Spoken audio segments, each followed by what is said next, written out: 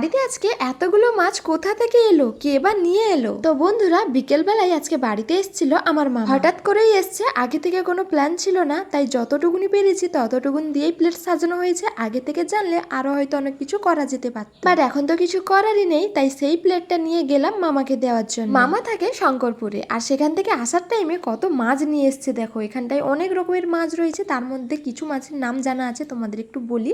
এখানটায় রয়েছে বাউল, রয়েছে চিংড়ি মাছ, আর রয়েছে ভোলা মাছ, আরো 2-3 রকমের মাছ রয়েছে। আমার শাশুড়ি মা মাছ খুবই ভালোবাসে, আর এতগুলো মাছ দেখে বাচ্চা ছেলের মতো লাফালাফি করছিল, যেগুলো দেখে আমরা হাসছিলাম।